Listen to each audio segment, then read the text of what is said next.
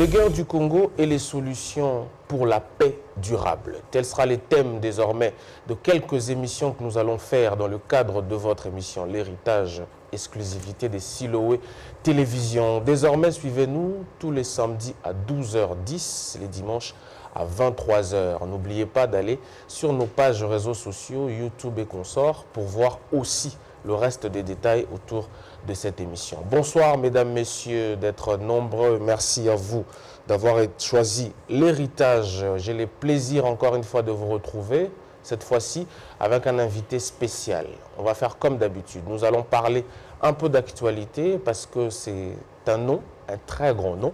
Vous allez le découvrir à la deuxième partie de l'émission. Mais il sera surtout question de parler des guerres du Congo. On va essayer de comprendre pourquoi est-ce que les choses traînent. 25 ans après, nous y sommes encore à perdre des compatriotes, nous y sommes encore à perdre nos militaires, nous y sommes encore dans les accords qui ne produisent pas grand-chose. Merci à vous de nous faire confiance et nous avons le plaisir de venir toujours vous informer. L'héritage, c'est donc tout de suite.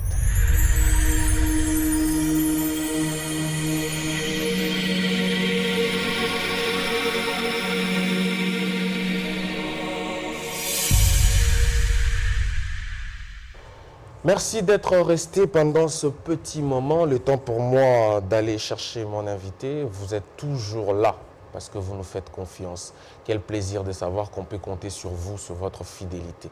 Je disais tantôt que c'est un grand nom. C'est un grand nom dans ce pays parce qu'il s'est fait connaître grâce à une carrière musicale, artistique. Alors, de quoi ne plus douter. Et aujourd'hui, il est politique. Il a accepté notre invitation. C'est un honneur, un grand honneur. Lui, ce monsieur Alex Dende, alias Lexus Légal. Bonsoir. Bonsoir, monsieur Joël. J'ai le plaisir de vous avoir sur ce plateau et merci à vous d'avoir accepté mon invitation. Vraiment, le plaisir est énorme parce que je suis de la génération qui a grandi avec votre musique. Je me rappelle depuis mon Bumba natal, vous nous avez transmis cet esprit de la révolution et aujourd'hui, vous rencontrer sur ce plateau, je ne peux pas m'en cacher, de vous témoigner mon grand honneur. Merci encore une fois. C'est moi qui vous remercie, monsieur Joël. Merci de l'invitation. Ça me fait quand même un très très long moment que je ne suis plus venu à Siloé Télévision. En effet. Donc, en tout cas, merci pour l'invitation. Juste te dire quelque chose. Je reste un artiste. C'est-à-dire qu'un artiste, moi je suis un rappeur à la base. C'est mon métier, c'est ce que je suis en réalité. Là, la seule chose que l'on a fait, c'est de nous dire que si nous ne nous donnons pas le moyen d'aller, à défaut de chercher, d'aller imposer de solutions par rapport à nos problèmes sectoriels dans la structure qui est censée trouver ces genres de solutions, je crois que nous n'y arriverons pas. Donc à un moment, on s'est dit, OK, on prend notre bâton de pèlerin, comme on l'a toujours fait. C'est comme organiser un festival, faire ceci, faire cela. Il faut rencontrer des gens, il faut avoir les jargons, des fois, il faut aller discuter avec des banques. Donc du coup, il faut intégrer pas mal des choses à l'intérieur, les théories, les taux de rendement internes d'un projet. Et aujourd'hui, c'est à peu près pareil. C'est-à-dire qu'on s'est dit, écoute, on doit aller, par exemple, à l'Assemblée nationale, où nous estimons que c'est là-bas que la solidarité nationale s'est rompue. Nous devons aller là-bas parce que nous avons des choses à dire, nous avons une solidarité nationale à reconnecter, nous avons nos propres problèmes dans le secteur culturel qui doit être pris en compte, c'est-à-dire faire la mise à agenda de ces problèmes-là. On adopte les jargons, on essaie de traîner ou de coaliser avec les personnes qui s'y connaissent, qui connaissent un tout petit peu comment ces mécanismes fonctionnent, mais sans pour autant nous perdre, sans pour autant dire qu'on a changé, qu'on n'est plus Lexus Légal, qu'on n'est plus rappeur, qu'on n'est plus producteur. Vous travaillez surtout encore sur le texte, sur la rythmique. On peut espérer que Lexus peut revenir avec un morceau, un album, maintenant que vous êtes en plein dedans dans la politique. J'ai toujours ici, je l'ai dit quelques fois, depuis que je suis revenu à la télé, ça doit peut-être faire 2 mois, je l'ai dit que là, tout ce qu'on est en train de faire, c'est un tout petit peu déshabiller la musique. C'est-à-dire que, enfin, c'est laisser le texte tout nu, être Sans entendu, mélodie. sans mélodie, enfin, tout en gardant un tout petit peu la rythmique. On a En effet. toujours cette manière de parler où certains En se effet, disent, mais très agréable. même d'ailleurs. quand vous parlez, ça donne l'impression que vous êtes en train de rapper ou de slammer. Mais c'est juste que, enfin, il fallait un tout petit peu déshabiller cela pour que nous soyons un peu plus audibles, pour que les voix de ceux qui traînaient dans ma tête depuis très longtemps, les voix que je portais, le porte-voix que je continue de faire d'une certaine manière, puissent être entendues encore mieux par ceux qui, au lieu d'entendre, au lieu d'exécuter, au lieu de se dire qu'il y a un peuple qui est derrière, qui est en train de dire que stop à la jouissance, stop à la fraude, stop à la corruption, ces gens-là se disent « Ah non, ils ne font que chanter, ils nous distraient ». Donc, je suis toujours dans cette vibe-là. Je serai aujourd'hui à l'Assemblée nationale, que de temps en temps, je passerai ici dans les émissions culturelles, déjà pour expliquer les enjeux, où est-ce que nous en sommes, mais surtout pour de temps en temps chanter, enfin, je vais dire vraiment avec musique et tout le reste. Non, je ne me perds pas, je reste concentré dans ce que je fais, mais je suis ce que je suis et c'est dans ma nature, c'est dans mon sang. Le moment venu, on fera ce qu'il y aura à faire. Vous allez en politique, vous avez déjà raconté un peu l'histoire de 2015, quand vous dites à tous les amis que si les élections se font chez moi, je vais y aller, il y en a marre. Et vous avez déjà raconté comment est-ce que vous avez croisé M. Martin. Moi, la question que j'ai envie de poser et la question que les gens attendent, est-ce que le jargon politique, les rouages politiques qui sont faits généralement de trahison, de pourparlers, des attentes et tout ça, est-ce que ça vous paraît plus adéquat, plus facile que saisir une plume, écrire, penser à un son et toucher le plus de monde possible? Est-ce que vous vous adaptez assez facilement dans la politique maintenant que vous y êtes? Comme je le dis, moi je n'estime même pas que je suis dans la politique, parce que enfin, je ne me dis même pas que je suis politicien. C'est moi une telle mauvaise connotation dans la population. Un politicien, en fait, c'est qui pour la population? Ben, c'est un voleur, c'est un menteur, c'est quelqu'un qui ne tient pas parole. C'est que des connotations, c'est vraiment très négatif. Et le peuple a raison, parce qu'on lui a proposé que ça en réalité. Mais au fond, quelle est la finalité d'une action politique? C'est le bien-être de la population. En effet. C'est un peu plus de justice, aller vers un peu plus d'équité. C'est donner la chance, faire en sorte que la structure donne la chance, une forme d'égalité des chances à cette population. C'est le bien-être, c'est-à-dire s'occuper de la santé, c'est les infrastructures, c'est une défense à mettre en place, reformer et l'optimiser. C'est ça la finalité. Maintenant, des coutumes, on a fait en sorte que les médiocres ont tenu pendant très longtemps le règne ou continuent à tenir le règne du pays. Ils ont déformé totalement le sens. Ce qui fait aujourd'hui que à chaque fois quand quelqu'un brille dans la société, dans son métier par exemple, on vous dit « Ah non, vous venez en politique, mais vous allez être sali, c'est un milieu sale. » Mais qui vous dit cela? C'est d'abord eux-mêmes, donc ceux qui sont auteurs de cette saleté, de ces méthodes-là, et qui d'autres? Ce sont leurs fanatiques. Oui, parce qu'ils n'ont pas disparu jusque-là aussi. C'est-à-dire qu'ils sont là encore, c'est eux qui détiennent le système. Comprenez que légitimement, les gens qui vous aiment aient peur pour vous. Même moi, j'ai la même peur. Mais alors, dans ces cas... Ne seriez-vous pas corrompu par les systèmes? Dans ces cas, d'abord, au départ, il faut revenir. Si vous tous, vous êtes d'accord que ce sont les médiocres qui sont à la tête, et tous ceux qui sont bons sont gérés par des médiocres, d'une certaine manière. C'est-à-dire qu'il n'y a plus d'excellence. Parce que c'est toujours un peu bizarre d'entendre les gens « Ah, excellence par-ci ». A fortiori, peut-être qu'ils n'ont plus la définition même du mot excellent. Ils seraient excellents en quoi?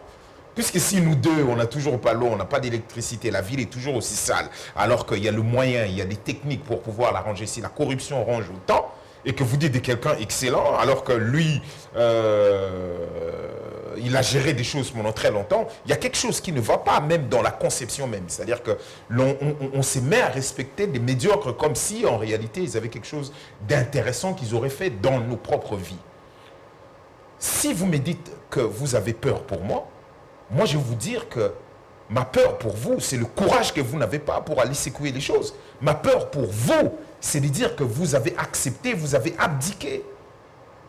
Vous vous êtes dit que non, nous allons rester dans cet état et nous allons laisser les médiocres le faire. Quand est-ce que ce système va être inversé? Quand est-ce que cette dynamique va prendre une autre tournure ou quand est-ce qu'il y aura rupture? Mais uniquement quand des gens comme vous et moi, qui sommes conscients que ce sont des médiocres qui nous ont mis dans cet état et que nous disons, nous allons là-bas. Vous avez par exemple évoqué la corruption. Poudre de perles, les pépins qu'on a ici, que ce soit ce qui concerne l'IGF et machin, ils viennent, ils font leur folklore, et ils s'en vont. Mais messieurs, soyons d'abord un tout petit peu honnêtes avec nous-mêmes. Mais la corruption est devenue une espèce de système de gestion. Bien sûr, là, amplifié par ces régimes en 3-4 ans, on a vu des choses incroyables. Pourquoi ça paraît incroyable? Parce que comme pendant très longtemps, ils ont donné l'impression, plus de 25 ans, 30 ans, de créer la même chose, lutte contre la corruption, les médiocres sont là-dedans. Un peu le jargon que j'adopte maintenant, parce que c'est beaucoup plus simple de dire des choses de cette manière-là. Et quand ils arrivent aux affaires, et que l'on remarque qu'ils poursuivent même trame que les autres, donc du coup, ça paraît incroyable, même s'ils font moins que les autres, mais ça paraît incroyable et invraisemblable parce qu'on ne croyait pas que ces gens allaient bâtir des maisons en moins d'une année, avoir le train de vie qu'ils ont, jouir autant, tout ça, tout ça. Non, mais la corruption permet, là, si on est un peu honnête avec nous-mêmes, les gens qui auraient dû juguler cette histoire savent que c'est un système qui permet la gestion. Regardez, un fonctionnaire qui est payé, grosso modo, disons quoi, 200 000 francs. 200 000. Pourquoi ce monsieur va au travail? Si dans ces 200 000 francs, il doit payer les transports, il doit nourrir les enfants, il doit payer la maison, qu'est-ce qu'il va faire dans cette histoire-là? Non, parce qu'il y a toute une autre procédure qui lui permet de tenir debout d'une certaine manière. Oui, un roulage, ça va être pareil, la police routière, ainsi de suite. Et le système est sclérosé. Il faut des gens. Il faut des gens pour venir. Vous avez peur que le système puisse me corrompre? Oui, il pourra probablement me corrompre. Mais si lui va avec la volonté de pouvoir au moins apporter une part, dire qu'il faut que ça change et aller vous battre à l'intérieur. Souvent, on tue ces genres de personnes. Souvent, on les écarte d'une certaine manière parce qu'ils ne sont pas conformes. Ils vont vous humilier, ils vont vous attaquer dans votre famille, ils vont tout faire parce qu'ils disent « Qu'est-ce que vous avez à faire ?» À croire que la Constitution aurait créé des citoyens de seconde zone qui ne doivent pas venir, qui ne doivent pas faire ceci, ils ne doivent pas être en politique. Non, vous devez venir. Peut-être le nombre, quand ils verront le nombre déferler, quand ils verront un autre discours, les gens vont commencer à se dire « Ah là, il y a des choses, il faut vraiment que ça change. » Voilà. Vous indexez ces régimes en parlant un peu de la corruption, mais ça justifie encore plus la peur de gens. Parce que ces régimes, ceux qui gèrent aujourd'hui, ils étaient là où vous êtes, ils étaient à l'opposition, ils n'avaient jamais géré. Ils ont dit pareil, voire plus. Ils ont dit qu'il faille de gens pour aller changer. Et eux encore, ils étaient nombreux. Aujourd'hui, vous êtes, excusez-moi de le dire, mais un peu très peu nombreux, peut-être même seuls.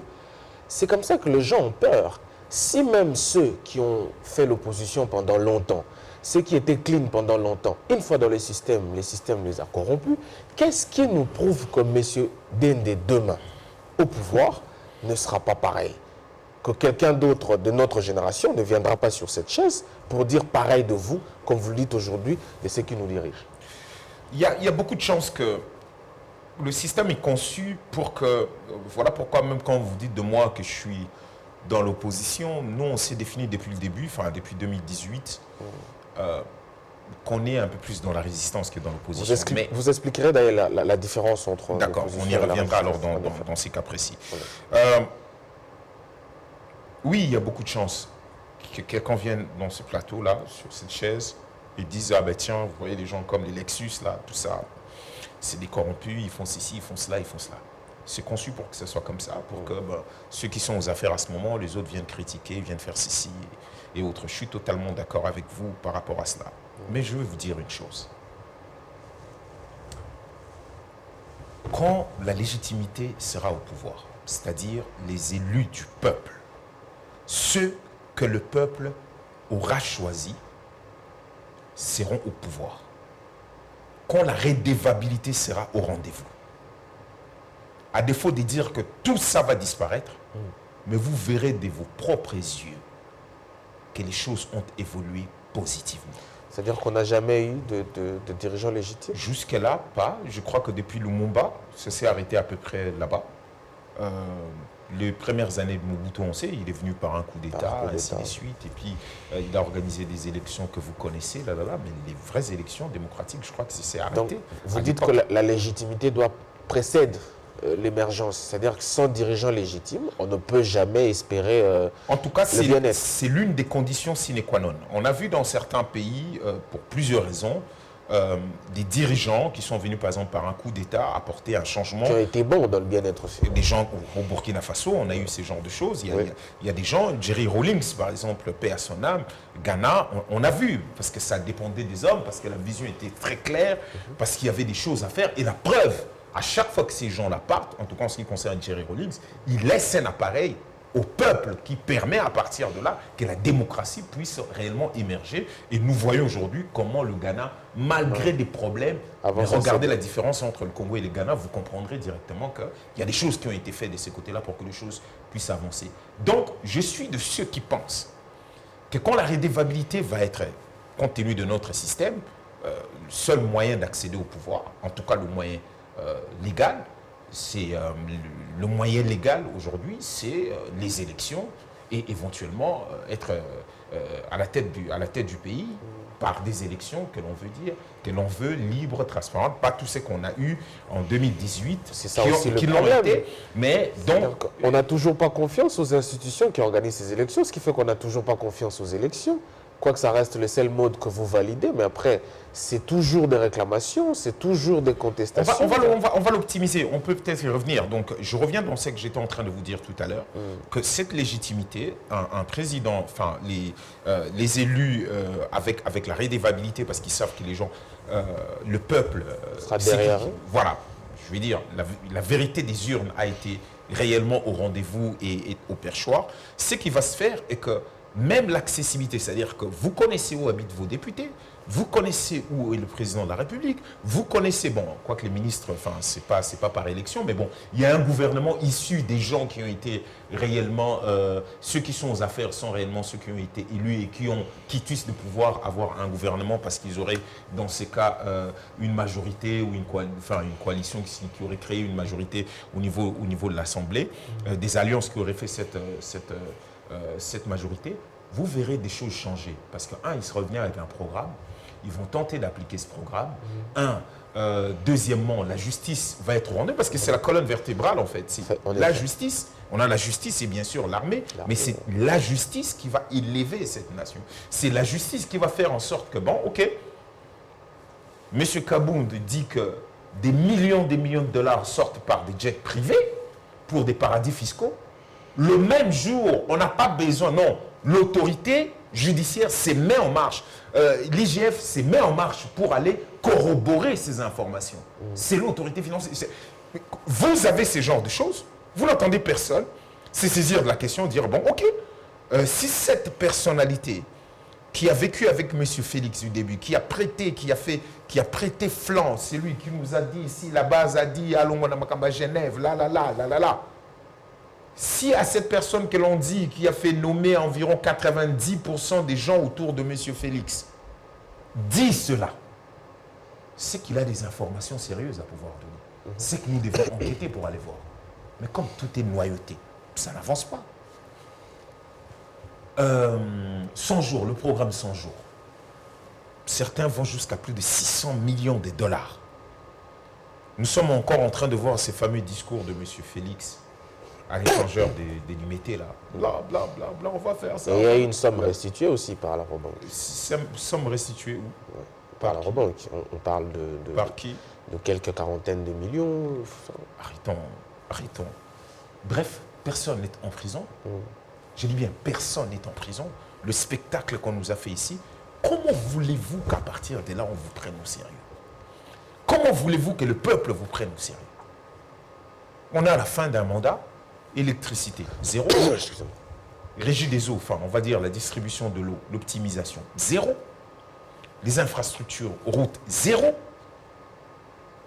Qu'est-ce que vous voulez? On a même le marché central, zéro.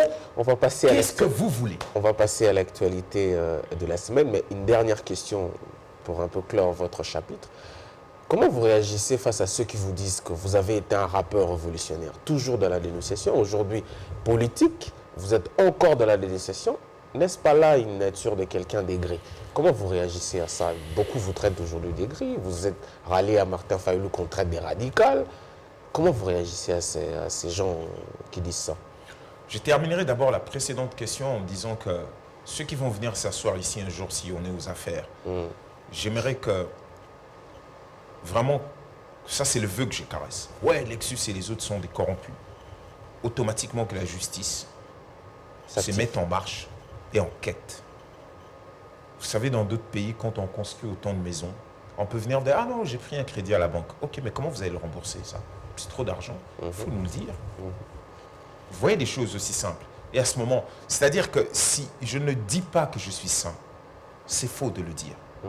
Mais mon envie, le besoin, ma rage d'être dans une équipe qui est capable au moins de changer même 20% de ce qui se passe ici, pourrait déjà donner pas l'illusion, pourrait déjà impacter un peu ces peuples en termes de sécurité, en termes de santé, en termes de justice, de la défense. Au moins cela, je serais parti en paix en disant j'aurais apporté un tout petit peu ma part parce qu'on s'est battu pour que ça. Mais ça, il faut toute une équipe. Ça, il faut un leadership exemplaire. Donc, ce n'est pas pour rien que jusqu'à présent, je suis en train de traîner avec M. Martin Fayulu. Parce que je continue à croire que si nous arrivons, il y aura des choses. Sinon, je serai parmi les premiers opposants. Vous comprenez ce que je suis en train de dire? Ça ne me gênerait pas du tout d'être en désaccord et de me dire que non, non, non, là, j'ai atteint. Parce que le problème avec nous, les artistes, c'est quoi? On ne peut pas être, moi en tant qu'artiste, en réalité, je ne peux pas être, comme on dit, un animal politique. Je ne pourrais pas. Je n'ai pas une diplomatie assez aiguisée pour que je sois en totale contradiction avec vous, mais que je continue à vous sourire. Vous voyez cette espèce de blague-là qui consiste... Ah ouais, là, ça reste un partenaire. Vous tuez derrière le côté politique. Je ne l'ai pas. Parce que je ressens les choses à l'intérieur de moi-même. Parce que je reste malheureusement un artiste, c'est-à-dire un réceptacle, quelqu'un qui est appelé à avoir de l'inspiration, quelqu'un qui se connecte avec des divinités, avec la nature, quelqu'un qui entend la voix des autres, l'âme du monde. Je suis cela foncièrement. Donc, quand je me bats pour des choses, malheureusement, je me bats avec mon intérieur. Et dès le moment où je suis contraint, je sens que là, c'est un truc il faut que je prenne du recul parce que du coup, c'est plus possible pour moi-même de pouvoir le gérer intérieurement. À la télé, ça va être vu que je suis en contradiction avec. Donc, voilà pourquoi je ne m'estime pas être un vrai ou un grand politique. Je suis un artiste qui vient chercher un certain nombre de solutions par rapport au target que je me suis donné. On souhaite que vous le restez en tout cas. Parce que... je viens de vous dire ce qu'est ma nature profonde. Oui. La nature profonde d'un artiste. Et ces milieux qui a été corrompu par le même qui nous disent ne venez pas parce qu'ici on va vous salir. Ça, on commence déjà à être habitué mentalement. On connaît comment cette armée, que ce soit numérique, l'armée des médiocres, elle fonctionne.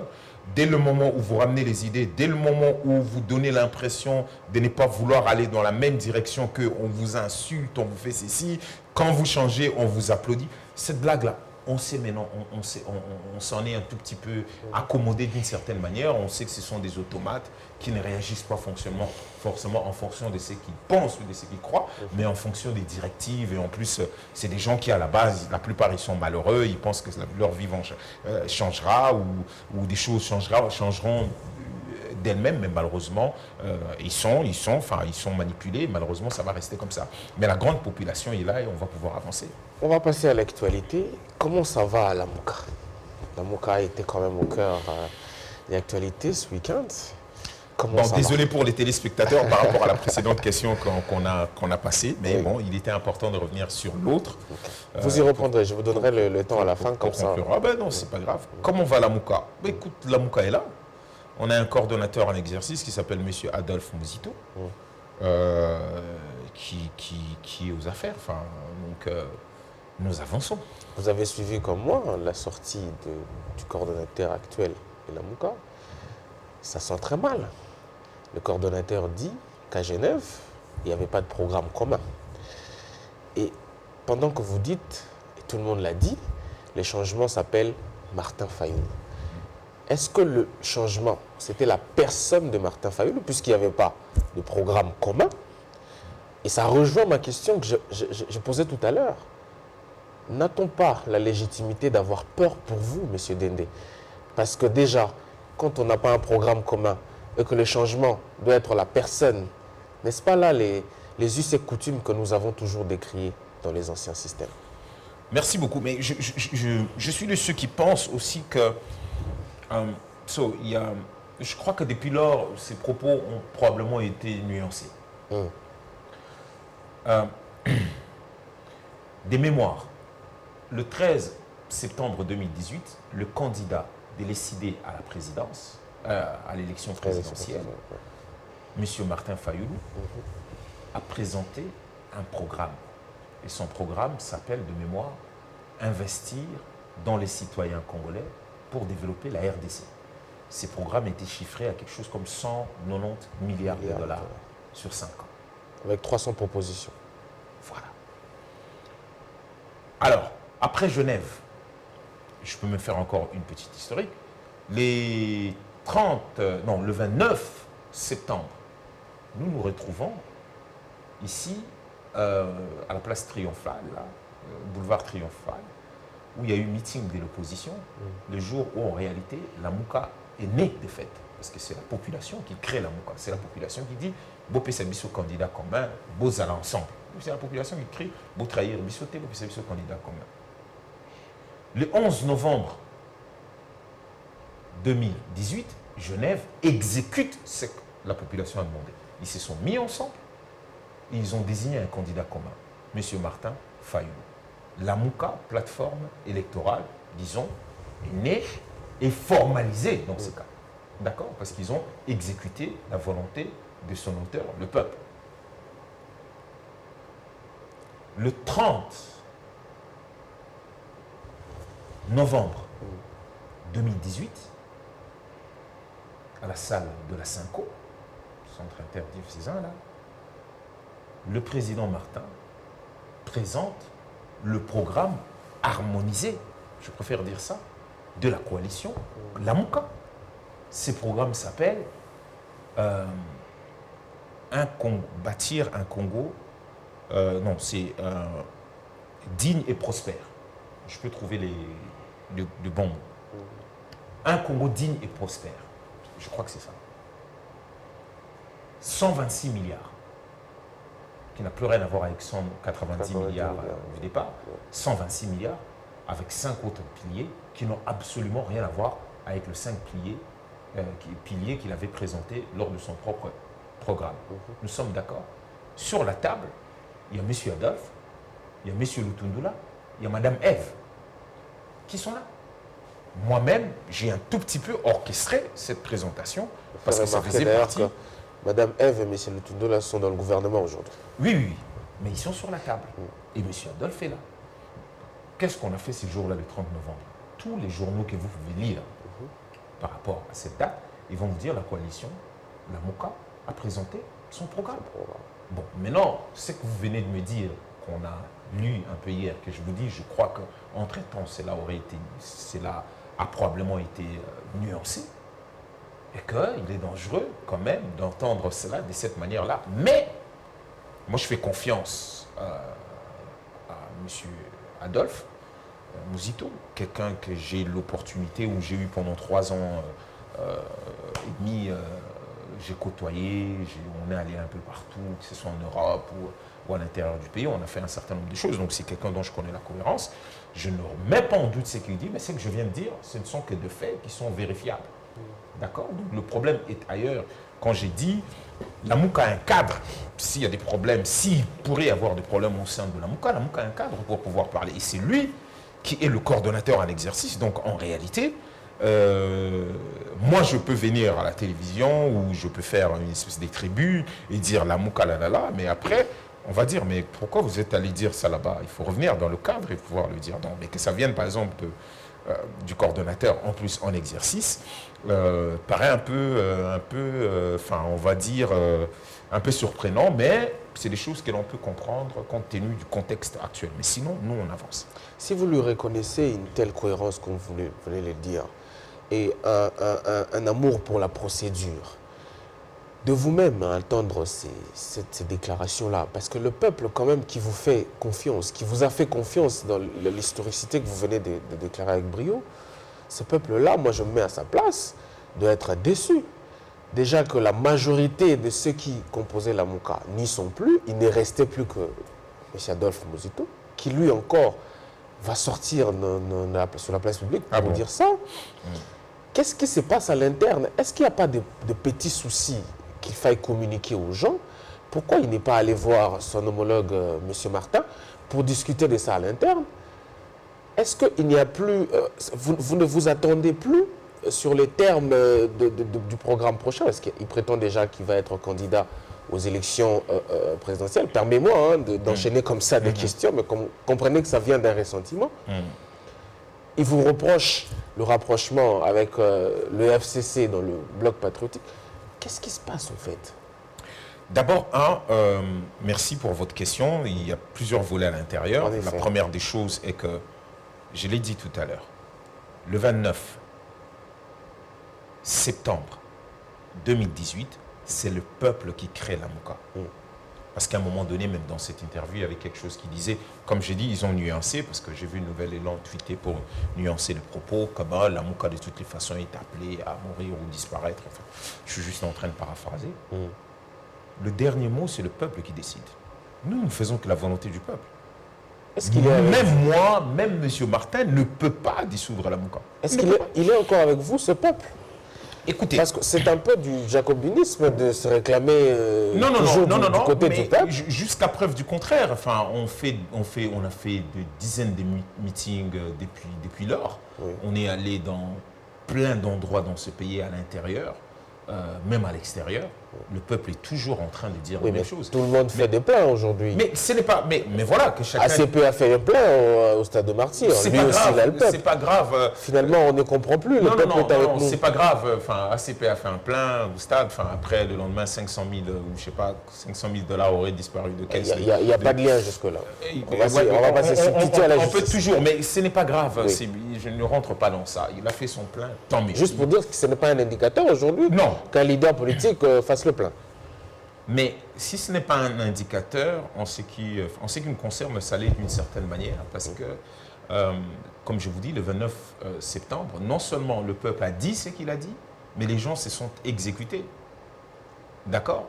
La Mouka a été formalisée parce que le peuple a demandé cela de manière assez claire. Donnez-nous un candidat. Et ça s'est fait. Vous connaissez l'ego surdimensionné de tous les leaders qui se trouvaient sur cette table-là. Vous connaissez très bien. Donc si ces gens... Ils sont tous partis après. Non, mais après, là, on est en train de parler d'autre chose. Ils sont partis où? Ils ont rejoint M. Félix. Aujourd'hui, qu'est-ce qui se passe? Le chantre, l'un des chefs d'orchestre, si ce n'est le chef d'orchestre local de cette situation, la personne qui s'est battue pour pouvoir créer l'union sacrée même, c'est M. Kaboud. Qu'est-ce qu'il dit? Il dit incompétence, il parle de l'entourage, il parle de la gabégie. Qu'est-ce qu'il ne dit pas? Donc ils ont rejoint un camp. Nous, ça ne nous gêne pas. Aujourd'hui, nous constatons les dégâts. Qu'est-ce qu'ils ont apporté tous ces gens depuis qu'ils sont dans ces camps? Aujourd'hui, au moment où nous sommes en train de parler, le président est à Marbella, en Espagne. Le gouvernement est en vacances. Le Parlement est en vacances. Clairement écrit officiellement. Donc nous sommes sans exécutif, nous sommes sans le commandant suprême de l'armée, tout ça, ces gens sont en vacances.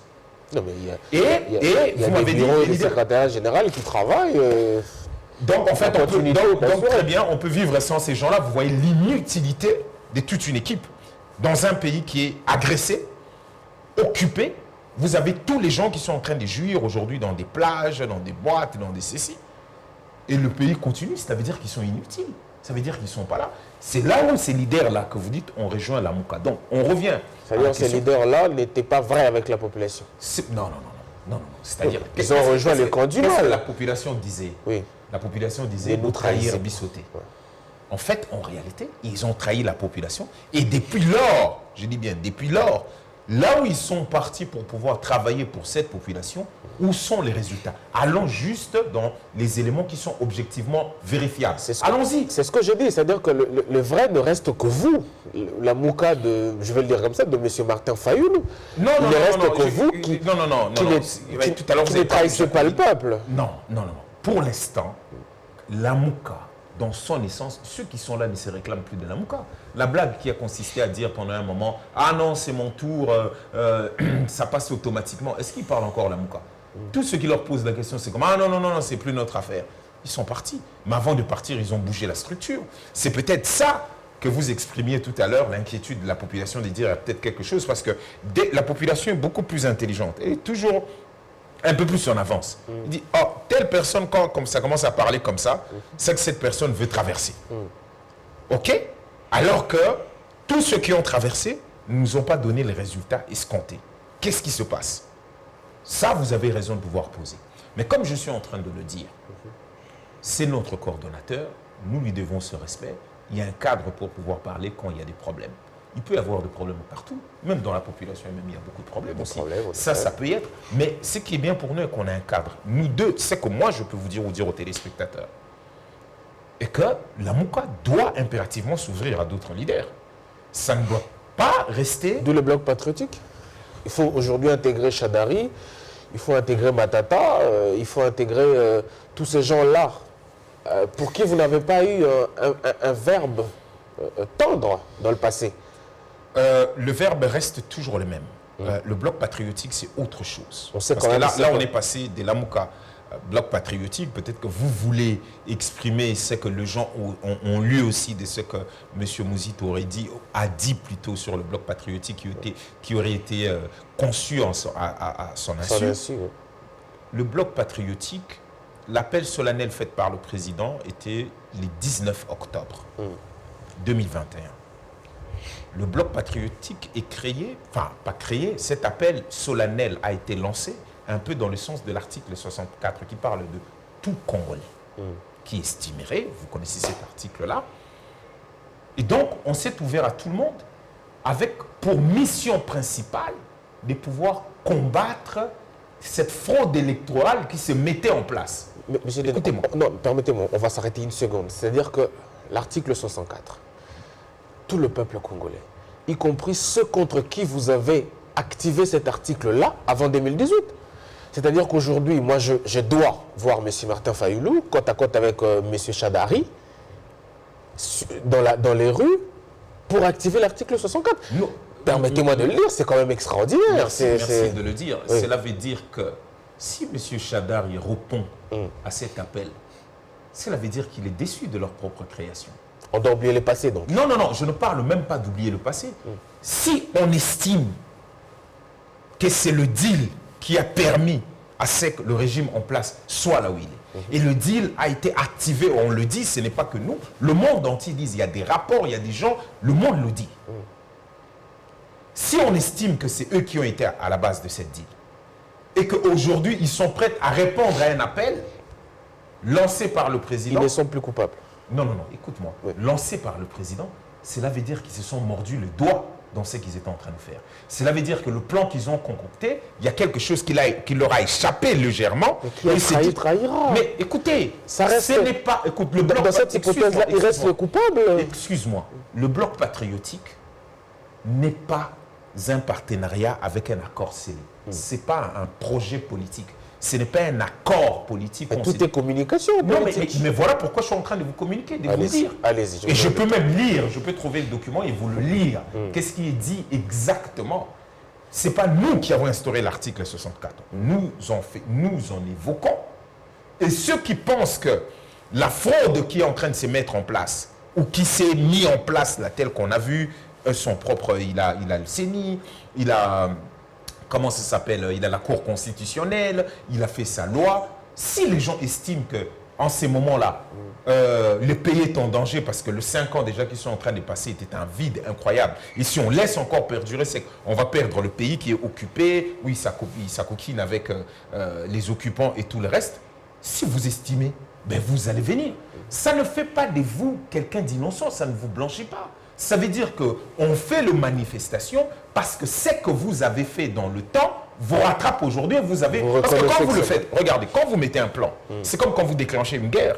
Vous n'êtes pas toujours sûr des l'issue. En effet. Ni de le timing nécessaire. Aujourd'hui, Ukraine, on pensait que ça allait être un mois, 2 mois. On y est. Voilà. Et Europe pensait pouvoir mettre à genoux la Russie économiquement. Aujourd'hui, c'est l'euro qui est en train de s'effondrer et on est en train de voir cela. Donc, à partir de là, ils ont concocté un plan, ils ont mis en exécution. S'il y a des choses qui leur échappent, automatiquement, vous vous retrouvez à vous dire, mais cette personne est en train de nous liquider, il veut nous doubler, il veut faire ceci. Ça ne vous absout pas, ça ne fait pas de vous moins coupable que ce que vous avez été. Ça fait de vous quelqu'un qui est déçu, dont le plan est arrivé au point où il est arrivé, que vous êtes déçu, et que vous dites, mais non, mais là, je suis en train de tout perdre. Et que vous dites, bon, ok, on va aller se battre, quitte à ce que... Parce que quand est-ce qu'il y a alliance? Au moins, attendez que les élections arrivent. Au moins, attendez l'issue des élections, par exemple. Au moins, attendez que la coalition puisse se faire. Non, c'est faux. Et je vous dis, je vous donne une information que j'ai probablement déjà donnée. J'ai, par exemple, ces documents. La deuxième marche organisée par ce que vous refusez ou que les gens ont mal interprété, ou ce qui a été dit que le bloc patriotique aurait été fait. On a fait cet appel-là à son insu et que lui, par exemple, M. Adolphe, que je dis vraiment avec toute bonne foi, il ne faut pas que je manque du respect à mon coordonnateur, mais je mets juste le fait. Il y a ces documents. Qu'est-ce que dit ces documents? Vous pouvez juste lire, ne serait-ce que là, et on va trouver. Ne serait-ce qu'au début, le chapeau dit quoi? Déclaration de force sociale et politique de la nation. Peuple congolais, prenons notre destin en main. D'accord. Trop, c'est trop. Allons-y, juste la phrase. Nous, force sociale et politique de la nation, réunis dans le cadre du bloc patriotique. C'est pas le mot là déjà? Oui. C'est pas le mot? Si. Mais non, c'est quoi la date? La date là? La date, c'est le 30 avril 2022. Très bien. Vous tournez la page, s'il vous plaît. Regardez parmi les noms. Honorable Félix Kabange FCC, Devos Kitoko SID, Blachard Mongomba, Nouvel Élan. Merci beaucoup. Honorable Moukoulou FCC. Merci beaucoup. C'est Nouvel Élan. Oui. Vous avez entendu le mot bloc patriotique. En effet. Vous pensez que Nouvel Élan pouvait apposer sa signature dans ce document? Si aujourd'hui on nous dit, comment on peut nous dire aujourd'hui qu'on ne connaissait pas et quand ils ont répondu à la marche. Nouvel Élan était à la marche. Donc, en fait, nous disons qu'il y a autre chose derrière. Et je vous ai donné, c'est quoi la mission principale? Quelle était la mission principale du bloc patriotique? Combattre la fraude électorale qui était en train de se mettre en place. La seule mission, par des actions sur terrain. C'est-à-dire tous ceux qui estiment que c'est ce que nous disons aujourd'hui de la fraude. Est-ce que Ensemble qui est à l'intérieur de l'Union sacrée ne le dit pas? Qui compose l'Union sacrée? N'est-ce pas à peu près 70% de FCC? Est-ce qu'ils ne le disent pas d'une certaine manière? Nous sommes arrivés à la fin. Merci beaucoup. Malheureusement. Au moins, nous sommes compris sur le fait qu'il y a eu un certain nombre de choses qui sont dites. Aujourd'hui, luttons-nous tous pour obtenir et avoir des élections crédibles, transparentes. Donc, luttons pour pouvoir avoir un consensus. Il y a la section de septembre qui est en train de venir, je veux dire, en ce qui concerne le Parlement. Faisons en sorte de reparler de la Cour constitutionnelle. Parlons de la CENI. Si on accepte Kadima, c'est plus tellement un problème pour nous parce que Kadima est l'émanation de la composante religieuse. Plus de conditionnalité avant Non, il n'y a pas de conditionnalité. Regardez. C'est déjà prédictible qu'on y va aux élections qui seront... Mais voilà comment on se casse toujours la gueule. C'est la même population dont vous dites, est-ce que vous n'avez pas crainte qu'elle en fraude encore de nouveau? Là, on est en train de vous dire que comme c'est là en train de se mettre en place, on a dit la même chose au président de la Cour constitutionnelle. Quand on vous disait, il n'a pas été éjecté, de la manière où on vous dit, on va faire, comment ils ont dit, par tirage au sort. Et avant le tirage au sort, Jeune Afrique dit déjà qu'il va être éjecté. Il n'a pas été éjecté aussi illégalement qu'il est arrivé. Donc on vous dit que quelqu'un contrôle ces appareils. Donc il y a moyen. Kadima, s'il est accepté par la composante religieuse, c'est pas grave, c'est pas notre problème. Mais les bureaux qui composent la CENI... Ce qui n'arrive pas à ce que vous demandez, c'est-à-dire quoi? On va s'attendre à un autre chapitre de vérité des urnes en 2023. Messieurs, je pose ma dernière question. Vous allez clôturer par là. Ce que l'on doit faire, même en plus simple, battons-nous tous pour faire en sorte que ces élections soient non seulement transparentes, soient crédibles. Battons-nous, nous tous, par exemple, pour que des circonscriptions aussi éléphantesques, par exemple, si Kinshasa pouvait faire en sorte que les circonscriptions pour la députation, les législatives nationales deviennent, par exemple, des communes, parce que quelqu'un comme moi, à Lukunga, si je suis à la commune de Kinshasa, venir jusqu'ici à Mongafou et faire campagne, en fait, à un moment donné, ça donne l'impression qu'on est en train de courir derrière des chimères. Donc, battons-nous sur des choses clés. Battons-nous pour que la CENI soit le plus représentative possible, de façon que les résultats qui vont sortir ne souffrent plus encore de la vérité des urnes. Si vous nous dites à nous ça, regardez l'expérience de ces 5 ans qu'on va terminer en 2023, qu'est-ce que le pays a gagné? Le pays est occupé. Ils ont accepté, ils sont même en train de légaliser l'occupation. Le pays est mis à l'EAC, sachant très bien que nous n'avons probablement actuellement pas une structure, pas la production nécessaire d'aller, sinon on est en train de donner la partie Est. Qu'est-ce qu'ils ont dit, EAC, dans leur conclave? Il faut que la partie Est ait le développement. Est-ce que la partie Est n'est pas aussi le Congo? Comment il n'y a que cette partie qu'ils ont?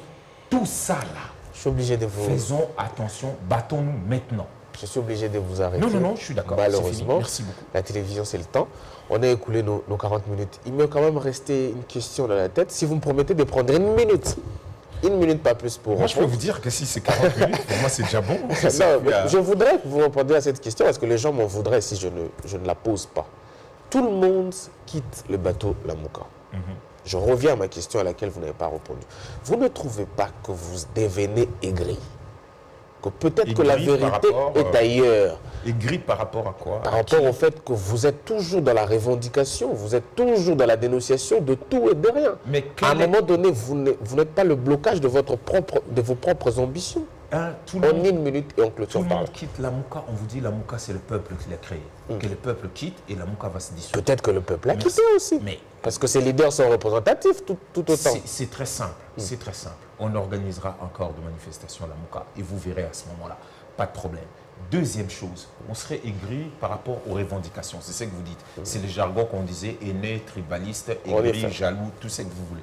On serait aigri. Quelles sont les solutions qui ont été proposées? Effectivement, allons-y, comme je vous ai dit, des choses qui sont objectivement vérifiables. Il y a eu quoi? On nous dit de temps en temps, on a maximisé des recettes. OK. On vient de nous dire aussi que l'argent sort par des jets privés. On nous dit, 100 jours, 500 millions. OK.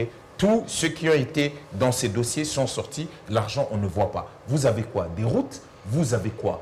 L'électricité? La régie des eaux? Vous avez quoi? Qu'est-ce qui peut faire en sorte que, bon, on ne revendique plus? Je vous le dis encore, le billet d'avion qui était à 162 $, la semaine qui s'est écoulée, est aujourd'hui à 255 $. Et crescendo, ça monte. Est-ce qu'on a éliminé le GoPass? C'est-à-dire, vous avez eu quoi qui fasse que les revendications d'hier ne soient plus d'actualité aujourd'hui? Quoi? Un président qui est en vacances? Un pays qui est occupé? Le gouvernement en vacances? Ou le parlementaire en vacances? Vous avez eu quoi? On termine sur cette note-là, monsieur. Merci beaucoup. Quand vous aurez cette réponse, vous viendrez, on va éliminer certaines revendications. Il n'y a pas de problème. On n'a pas pu parler de la question de l'insécurité à l'Est. En tout cas, moi, je suis là. J'aimerais que vous me promettiez de revenir parce que je vais vraiment vous attendre là-dessus. Non seulement parce que vous êtes de la Mouka, mais aussi parce que vous faites désormais des conférences chaque mardi. Chaque mardi, je suppose que vous êtes très outillés, vous êtes très informés. Les gens doivent comprendre de quoi il s'agit, de quoi il est vraiment question pour cette guerre. Et peut-être pour commencer à espérer la cogitation autour des solutions. Merci en tout cas. C'est moi, M. Joël. C'est moi. Merci beaucoup. C'en est fini l'héritage de ce soir. Vous avez compris que le débat était houleux. C'est un homme des verbes. C'est difficile de les contenir et de lui faire tout dire dans 40 minutes. On n'a pas eu le temps de parler de notre thématique principale, mais l'actualité valait son pesant d'or. On va revenir, il nous a promis, il va revenir pour qu'on en parle en long et en large. Merci d'avoir été de nôtres. Restez branchés au programme de Siloé et on se voit très bientôt. Merci beaucoup.